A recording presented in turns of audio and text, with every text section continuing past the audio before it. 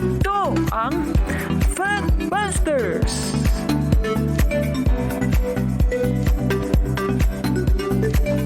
Sa puntong ito ng ating programa, kung hindi ka pa nakasubscribe, pakiclick po ng subscribe button at ang notification bell para updated po tayo sa ating mga susunod na videos. Kaya, let's go at simulan na natin! Mga kapatid, magandang araw po at kapayapaan ay maghari sa ating isipan at sa ating puso.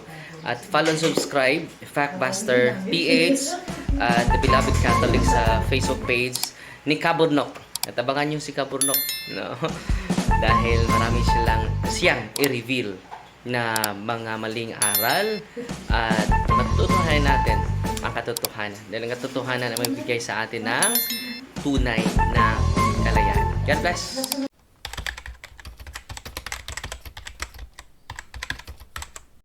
Yung mga sinto-sinto ginagamit ni Talibong. Tuwan-tuwa si Talibong at saka itong paring Sigit Gano. Huwag niyong paniniwalaan si Talibong. Ginagatasan lang kayo.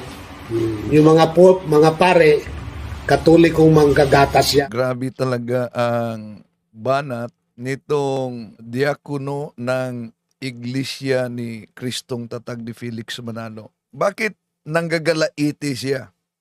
Kung ako'y tinawag niyang... Yung Talibong. Talibugok. Yon, talibugok.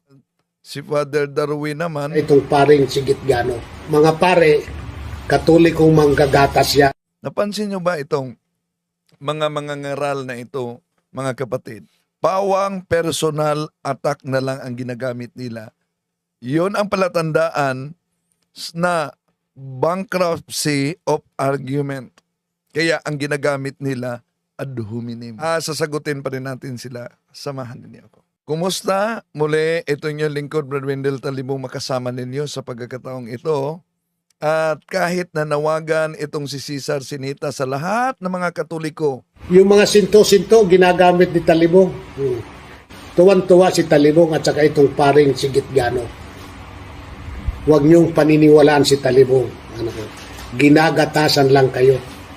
Yung mga pare, Katolikong manggagatas yan. Doon na umano kayo sa Iglesia ni Kristong Tatag ni Felix Manalo. Dahil may nadiscover kasi na yung Biblia ang ginagamit na Katolikong Biblia, tinampered pa. Ngayon, ito namang si Cesar Sinita ng Iglesia ni Cristo, matapos na discover yung ginamit niyang Bible. Inyo Talibong. Talibugok. So nanggagalaiti talaga siya, ang tawag niya sa akin. Talibugok. At may mga term pa siyang sinto. Yung mga sinto-sinto ginagamit ni Talibong.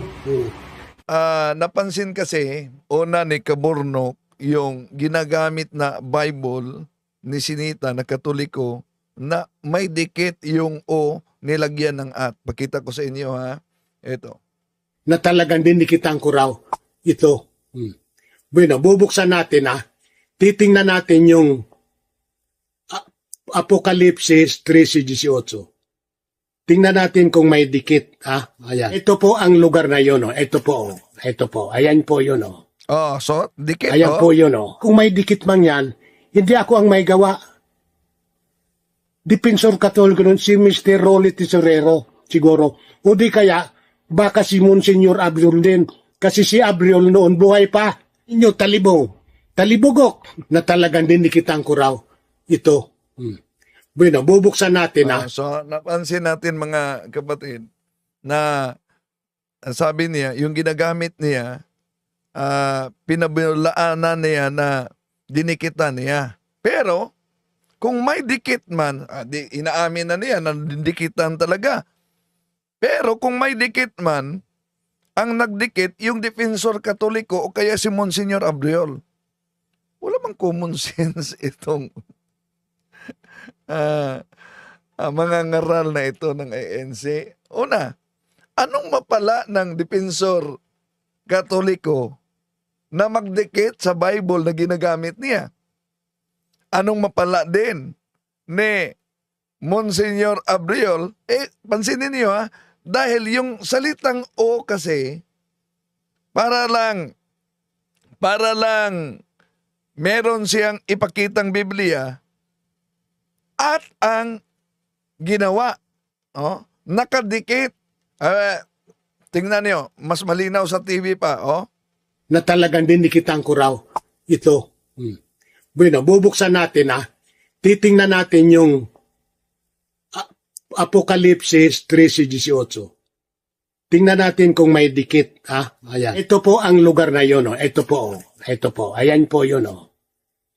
Ayan po yun. Kung may dikit man yan, hindi ako ang may gawa. Defensor Katoliko nun, si Mr. Rolly Tesorero, siguro. O di kaya, baka si Monsignor Abriol din. Kasi si Abriol noon buhay pa. Inyo, talibugok, na talagang dinikitan ko raw. Ayan.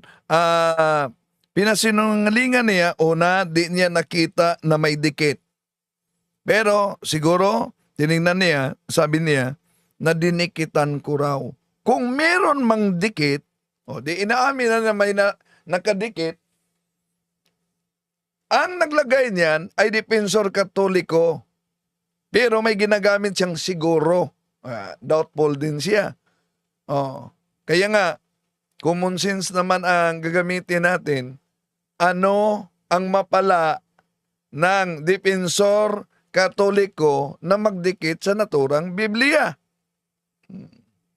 At panawagan niya para sa mga Katoliko, huwag na umano kayong maniniwala namin, ni Father Darwin, at sa akin, ito, ay hindi talaga maunawaan ni Mr. Talibong. Yung mga sinto-sinto, ginagamit ni Talibong. Ayan. Ang ginagamit talaga niya ay ad hominem. Napansin nyo ba, mga ngaral sa ibang sikta? Pawang mga ad hominem na yung ginagamit nila, yung personal attack, hindi yung sa argumento, kundi sa tao, yon ang kanilang atake. Naalala ko yung debate namin sa ministro ng Iglesia ni Cristo na si Resileto Ocampo. Gusto talaga niya na magalit ako dahil iganyan niya ang microphone, ilayo niya at sasabihin niya, Mr. Talibong, bastos ka talaga. Yan. Ang kanila talagang taktika ay yung ad hominem. Na magalit ka, mawala ka, pero di nila napansin yung pastor na nanggagalaiti at ito naman, sila mismo ang nawala sa sarili nila. Okay, tuloy natin si Sinita. Tuwan-tuwa si Talibong at saka itong paring Sigit Gano. Mga kaibigan kong Katoliko. Yan ang panawagan ni Sinita para sa mga kaibigan daw niyang Katoliko. Pakinggan niyo ang panawagan niya. Na napasubo na diyan kay Wendell Talibong. Na napasubo daw at nagsubaybay sa ano ngayon? Ang dami ng mga iglesia ni Kristong Tatag ni Felix Manalo ang yumakap ngayon sa simbahang Katoliko. Ang ituloy natin. Magbalik loob na kayo sa Diyos. Magbalik loob na kayo sa Diyos. Ang ibig sabihin niya ay iyayakap na kayo sa siktang Tatag ni Felix Manalo sa 1914 sa Punta Santa Ana, Manila, na hindi naniniwala na sa Kristo'y tunay na Diyos at tunay na tao. Kinig kayo sa Imagine Iglesia. ang ating Panginoon Kristo tao lang. Pero, Panginoon. So, para sa kanila, dalawang Panginoon. May Panginoong Diyos, may Panginoong tao. At ang Diyos ay sasambahin. Pero itinuturo nila na si Kristo dapat sambahin. So tao din sambahin. Napansin niyo ang pagkakaiba, si Felix Manalo, anghel. Ang ating Panginoon Kristo, tao. Ang iglesia ng ating Panginoon Kristo na itinatag sa unang siglo para sa kanila natalikod. Kaya, binangon ni Felix Manalo. Imagine. At dami ang nadala sa ganyang ori na pangangaral nila. Dahil din sa maraming mga inosente sa katotohanan, mga kapatid. Okay, tuloy natin si Sinita. ni Kristo para makapagbalik loob kayo sa Panginoon Diyos. Makapaglingkod na po kayo ng tama. Huwag niyong paniniwalaan si Talibong. Yun. Ang kaniyang pananawagan. Na ang pananawagan niya sa lahat, sa mga kapatid umano at mga kaibigang Katoliko, huwag ninyo akong paniniwalaan. No, sabi niya. So, para sa kanya, doon lang kayo maniwala sa kanya, sa kaniyang ipinangaral na tatag ni Felix Manalo, at lalo na nang na booking natin na yung ginamit na Biblia na Katoliko ay dinikitan. Ginagatasan lang kayo. Ayan. Ang katulad po, ang tawag po dyan sa mga manggagatas, Katolikong bangaw. Yun namang sinto-sinto, Katolikong atso yun. Yung mga pare, Katolikong manggagatas yan. Yan. So, kung napansin ninyo mga kapatid, puro na lang personal attack ang ginagamit nila. Puro na lang ad hominem yung ginagamit nila. Dahil naubusan na sila ng argumento para gibain ang tunay na iglesyang tatag ng ating Panginoon Jesucristo na iniwan nila. Ito ang simbahang Katoliko. Kaya, ipagdasal din natin ang ating mga kapatid sa ibayong pananampalataya. Dahil alam naman natin na daming mga natangay sa maling akala. At ito din ay magiging leksyon sa bawat Katoliko. Lalo na sa mga Katoliko na para sa kanila sapat na ang simba tuwing Sunday. Daming mga Katoliko yan. Dami pang hindi nagsisimba. No? Sapat na ang pagsimba. Hindi lang yan na magiging sapat lang basta makasimba. Dapat gawin nating ang pagiging simbahan sa loob mismo ng ating tahanan.